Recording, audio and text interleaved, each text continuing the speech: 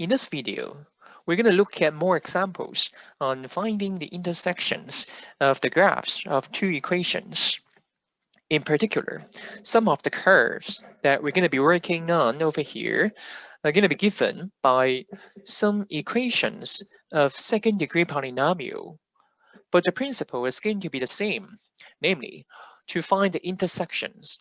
What we're going to do is going to be considering the system of equations consisting of both of those two equations given in the problem. So let's look at the first example.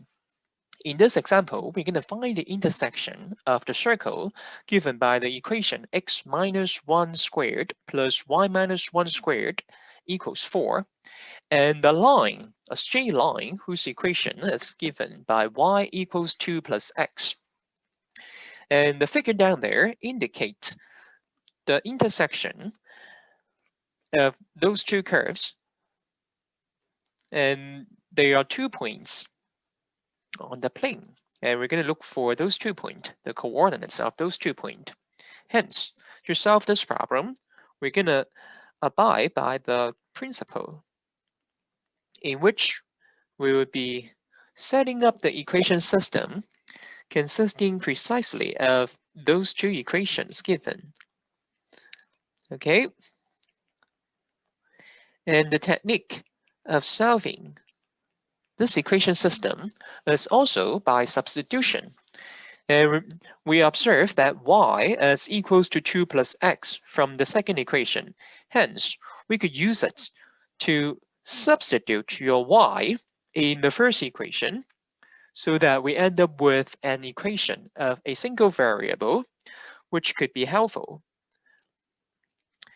That is, we observe that after the substitution, we would end up with this 2 plus x minus 1 squared equals 4 down there.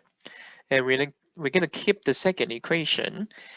At some point, we're going to use the second equation to solve for your y once you get the value of x. Now, before we move on, let's simplify the expression in the first equation a little bit. Specifically, we observe that the second term is going to be the same as x plus 1. Okay, so once we have those simplification, we could go ahead to further manipulate the first equation by expanding both of those two squared. And we will end up with x squared minus 2x plus 1 for the first term, and x squared plus 2x plus 1 for the second term, and the sum of them is going to be equals to 4. And we're going to keep the second equation the entire time. But we also observe that after further simplification, the left-hand side of the first equation is going to be the same as 2x squared plus 2, since the negative 2x and the positive 2x are canceling each other. Therefore, we conclude that the first equation is the same as x squared equal to just positive 1. And we're going to keep the second equation down there. Okay, and it's extremely simple to solve the first equation. And we would conclude that x would be either positive 1 or negative 1. And on the other hand, once we get the value of your x, you could use the second equation to find your value of y, which, oops, let's see, there is a negative 1 down there for this x sub 2. I'm sorry about that. All right, so your y sub 1 is going to be 2 plus x, which is 3. And your y sub 2, it's going to be 2 minus 1, which is going to be 1 down there. Hence, we eventually conclude that 1, 3 and negative 1, 1 are the intersections.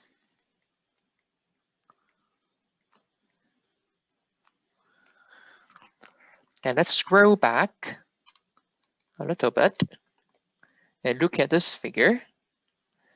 And we roughly see from the figure up there that these 2 points are precisely given by negative 1, 1 and 1, 3 respectively. So that's consistent with our computation down there. And that's the solution for this problem. In this example, we will be looking at the intersections of the circles given by x squared plus y squared equals 1 and x squared plus y squared minus 2x minus 2y equals negative 1. And both of these two equations are of second degree, so there is a little algebra to work out. Let's do it bit by bit. We begin with considering the system of equation consisting of both of those two equations.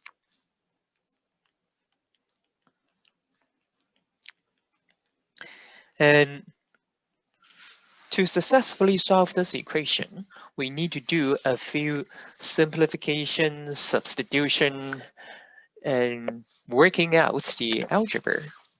And the first substitution that we would love to make is that x squared plus y squared is equals to 1. What we're going to do is going to use this fact in the second equation down there. Namely, we're going to replace those two terms, the sum of those two terms, by 1.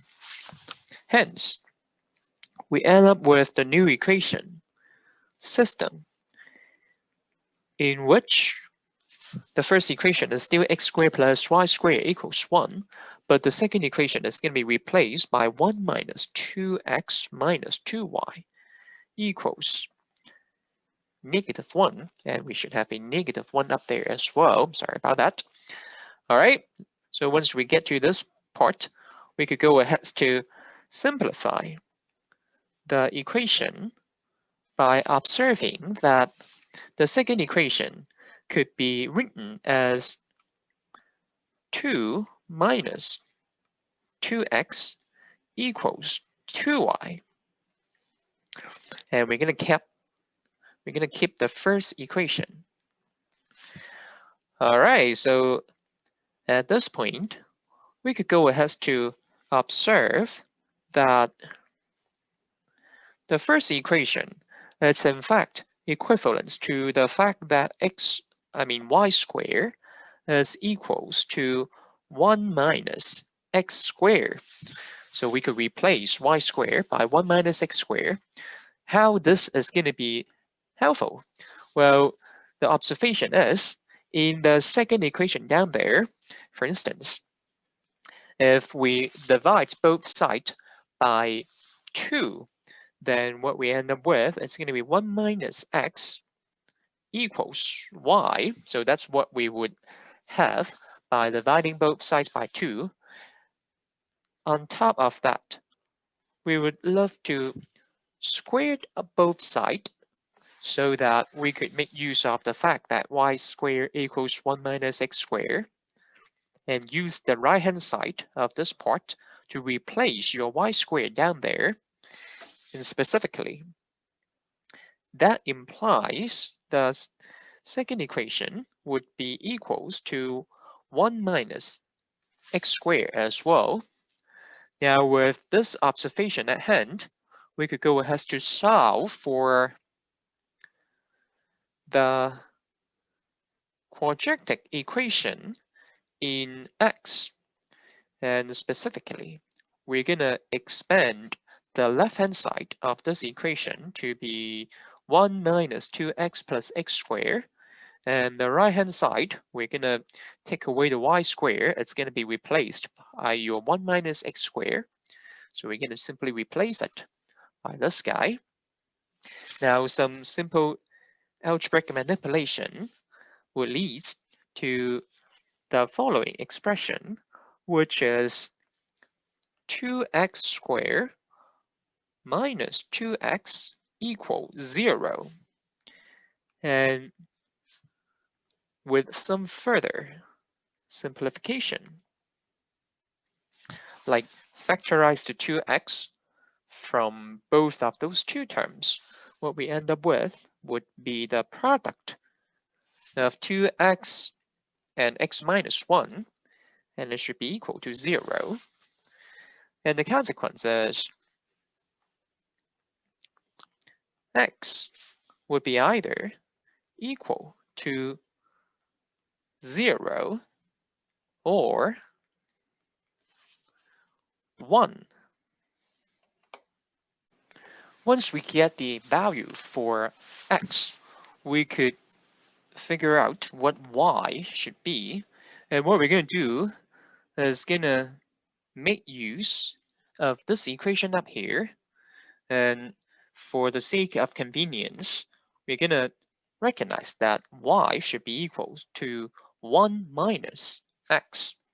Hence, we could just plug the x into the expression up here, like x, like y1 should be equal to 1 minus x squared, which is 1 minus 0, and we end up with 1. And y2 is supposed to be 1 minus x2, which is going to be 0. Hence, we finally conclude that 0, 1 and 1, 0 are the intersections.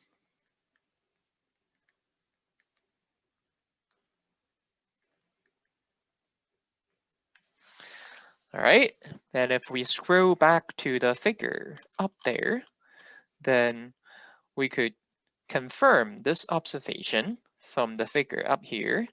Like this point is precisely your 0, 1 point, and this point down there is going to be your 1, 0 point. And we're done with this problem.